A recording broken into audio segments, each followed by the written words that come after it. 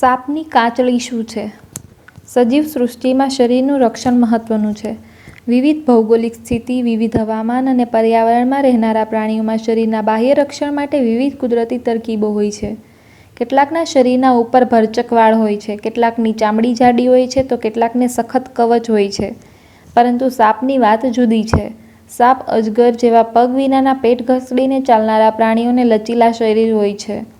સાંકડા દરમાં પેસતી વખતે ચામડી ઘસાતી હોય છે. સાપની ચામડી હંમેશા સુંવાળી રહે તે જરૂરી છે. આ માટે સાપના શરીર પર પારદર્શક આવરણ હોય છે. સાપ દર મહિને આ આવરણ બદલે છે. ચામડી ઉપરના આ આવરણને કાચળી કહે છે. તે બગડી જાય ત્યારે સાપ તેને બદલવા માટે દરમાં સંતાઈ જાય છે. આ સમયે નવું આવરણ તૈયાર થાય છે. જૂના પડની નીચે ચીકણું પ્રવાહી ઉત્પન્ન થાય છે.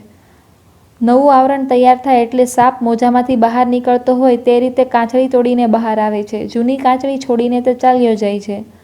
જંગલમાં આવી જૂની કાચળી ઘણીવાર જોવા મળે છે. આ કાચળી સફેદ રંગના પારદર્શક પ્લાસ્ટિક જેવી હોય છે.